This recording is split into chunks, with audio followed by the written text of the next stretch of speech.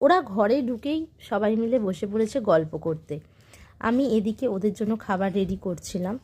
আর বাড়িতে লোক এলে সবচেয়ে বেশি যারা খুশি হয় সেটা হচ্ছে বাচ্চারা। তো এখানে আমার ননদের মেয়ে আর আমার মেয়ে, ওরা দুজনে খেলে নিচ্ছিল। ওরা দুজনে যে খুব খুশি। আর এইটুকু বাচ্চা ও আমার মেয়ের সাথে পাল্লা দিয়ে ফুটবল খেলছিল। তো ওরা অনেকক্ষণ খেলছিল, তাই ওদের সাথে ওদের একটু ভিডিও করলাম। এবার আসছি খাওয়া দাওয়ার পালায়। উডবি ব্রাইডের খাবার পালা।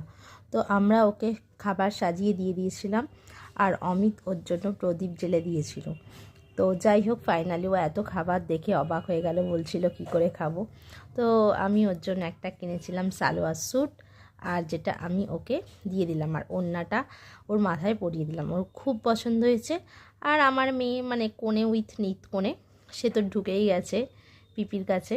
যাই হোক, আমরা কিছুক্ষণ ফটো ভিডিও করে তারপর ওকে খাওয়ার সুযোগ করে দিলাম। খাবারগুলো খুব টেস্টি ছিল, এটা ওই বলেছে।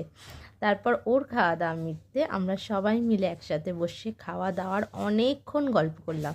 আমরা অলরেডি বিকেল 5টায় উঠেছি। 1 ঘন্টা ধরে খেতে খেতে গল্প করে তারপর ওরা যে যার বাড়ি ফিরে গেল। চলো বাই, টাটা।